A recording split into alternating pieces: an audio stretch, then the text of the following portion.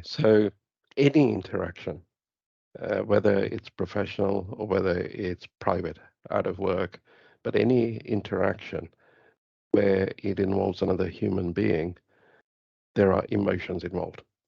And although it's not as much an issue now, if we go back 10, 15 years ago, lots of people I met in the professional world would say to me, "Oh, I don't do emotions." And it would mostly be the men. Disturbingly, it's more women now actually saying that because I believe they've been in the male-dominated environment so long that they're picking up the traits to fit in to the men. I don't do emotions is just an excuse because everybody does emotions. What we don't often do is show the emotions to other people. So we have this mask come down, and depending on the person, it varies as to how effective that is. So some people still show the emotions through the mask. Some manage to lock it down so much they don't show anything. But even those people will have something going on inside. So I don't do emotions really translates into it affects everything that I do. I don't know what that is, so I'm just not going to face up to it. But it does. And, the number of people I've worked with in the last 25 years who have had vastly improved professional relationships and personal relationships because they understood the power that those emotions hold in communication. It just blows my mind that anybody would not want to do that because it's a secret way of communicating because nobody needs to know what you're doing internally with your emotions. So instead of saying, I don't do emotions, what if you could do something with them internally, which nobody else needs to know about because it's all internal? And you could do it whilst you're speaking to somebody, you could do it whilst you're doing a task, you can do it anywhere, anytime. And it allows you to influence other people. Influence, not manipulate, because they still have a choice. People like to help people that they like. What if they could like you because you enable them to like you through the emotional message that is going out? And emotional messages go out unconsciously below the level of awareness. So this is happening all the time. And even in scientific experiments, they're proven now if you're within 3 feet of another person, there is an energy going out from the heart from both people that is merging and communicating. So what you're feeling is communicating unconsciously. And let me give you an example. So have you ever met somebody or had an interaction with somebody where deep down, there's something bothering them. They're angry, they're frustrated, there's anger there. But when you ask them about it, they go, I'm not angry. What are you on about? But how do you know? It's because of this unconscious communication when they're within 3 feet of you. You pick it up. You walk into a room and you have that immediate sense of a low energy which you don't want to be around, or you walk in, it's inspiring energy. Why? Because it's all this emotional communication happening at the unconscious level before people even open their mouths. And again, it's been proven scientifically that the signal from the heart is recognized by people before a signal from the mind or the brain. So the heart reacts first to an outside event before the brain does. So literally, they measured it through instruments which reacts first, and the heart tends to react quicker than the mind. And yet, it's the mind which is supposed to be the brain. And what they've said is it's because it's not the only brain. There is a different intelligence system, and they're talking about the emotions. The emotions are an intelligence system. It's a language of its own, with rules of its own, which if you don't learn them, it's like going to, I don't know, China and just speaking in English and wondering why they don't understand you, because that's the only language you know. So you'll have your language in emotions, but if you don't know the languages of the other people, how on earth are you going to communicate with them? You can wait for them to learn your language, and wait a lifetime, or you might just learn their language slightly so that you can communicate.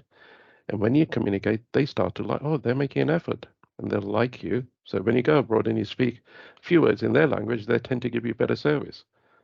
But what if you did that in the workplace? You translated the emotions in the language of the people that you're working with. Do you think that might influence them to actually do better for you?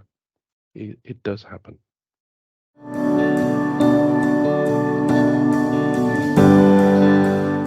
Absolutely, because they're picking up on your emotions, whether you're stuffing them down or not, because this unconscious communication that I'm talking about is happening when you're near them. So they'll be picking something up and it'll be translated into, you're not telling me everything, or you're holding something back, or whatever way they translate it, but it'll be what it will foster is a lack of trust because you're not being open with them, which then means you're hiding something from them. If you're hiding something from them, why are you hiding it from them? What is it that you don't want them to know?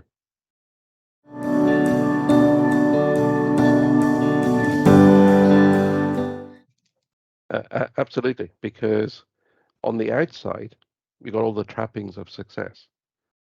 But inside, if you don't feel good, that then has to be translated in some way. And you don't want to show it outside. So you'll still have your mask on the outside, but internally, there'll be a sense of, well, I'll get found out, or I don't deserve this, or I'm above my station, or whatever version you run, and that will communicate in some shape or form.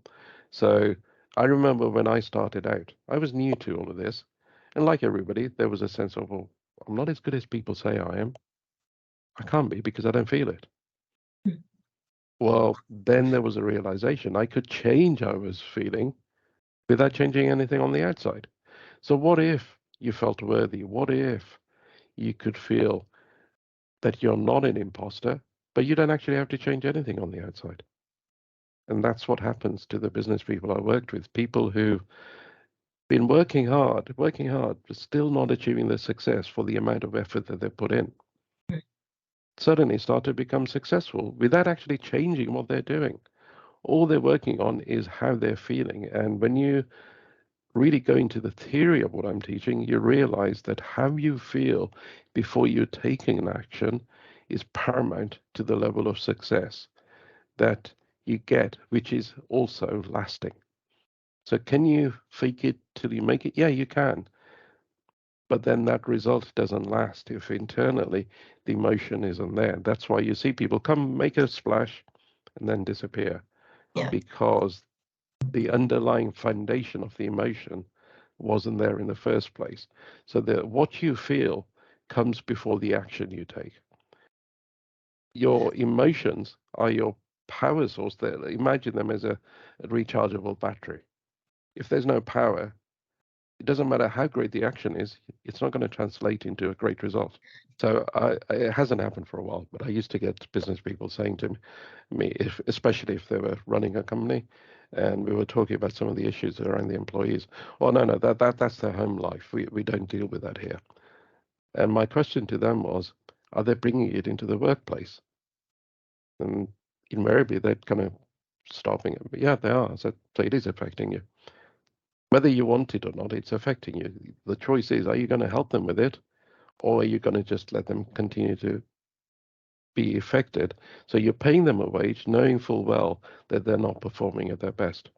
Because you internally, the person coming into work is the person that had the argument before they left home, or whatever happened, and they're going to bring it into the workplace, just as they're going to take what happens to the workplace back home, and it affects them. That you can't detach from the two; they are linked, whether you like it or not. So you might as well accept that these things affect you and treat them as a whole being and help them so that by helping them, you're still helping increase your own profits or your own team's capabilities if you're managing them or whatever your role is.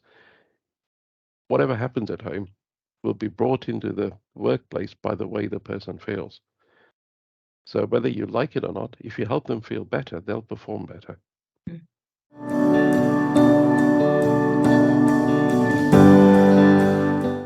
This is very applicable to me.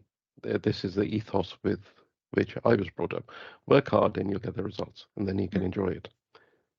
Except in my work, I met so many business leaders, company owners, who work hard, but they're still not enjoying it. They got the success, but they're still not enjoying it.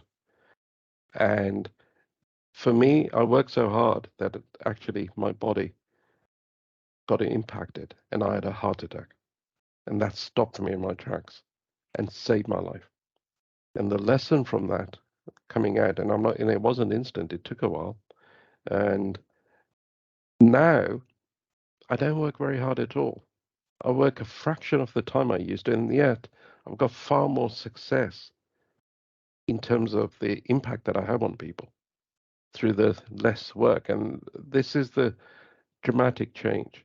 The less I worked in terms of number of hours, the better the results I got from the hours that I put in, because it's not just work, it's the emotion that impacts. So if you increase the emotional energy, and it's like the gears in a car. You can drive a car from A to B. You can drive in first gear all the way there, or you can drive in fifth gear all the way. And when I ask you, well, which gear would you drive in? If you could choose and just stick to one gear, which gear would you drive in? And they all go fifth, because they realize intrinsically that you'll get there quicker and you'll use less fuel per mile that you travel. Same with the emotions.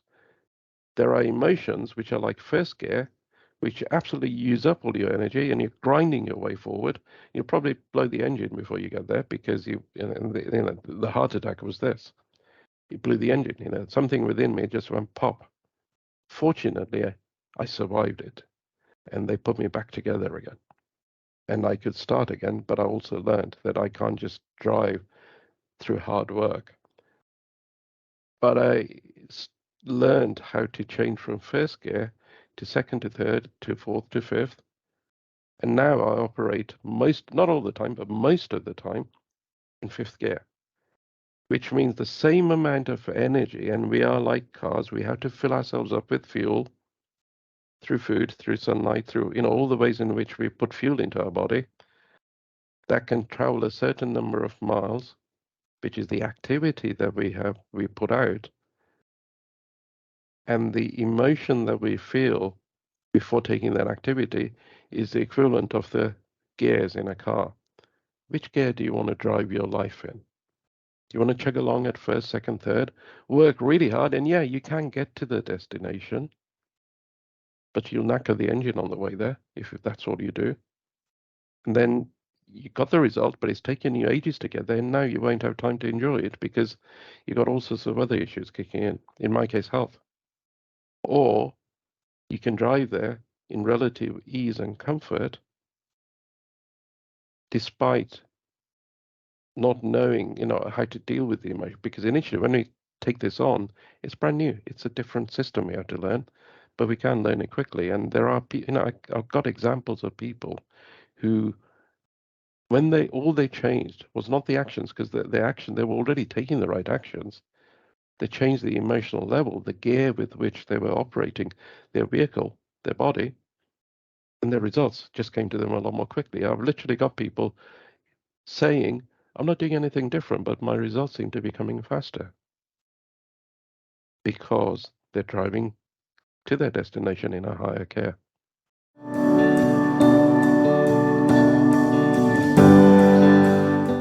So, as I said, business owners and types of business people I worked with, accountants, solicitors, professional type businesses, basically. Occasionally, I worked with more manufacturing based, but it tends to be professional basis. Then within corporate market, I've personally done a lot of work within hospitals. So I was coaching and mentoring hospital directors. And when you get to the director level in a hospital, you're in charge of a lot of people and high stress situations. I've coached consultants who operate on people. I've coached, different types of people from medical background, but also non-medical. background who are still in professional services in some shape or form. So there isn't I would say, one profession, but there is a whole number of humans, and we all use the same intelligence system, despite, what we do on the outside may be different, but the fuel source is exactly the same.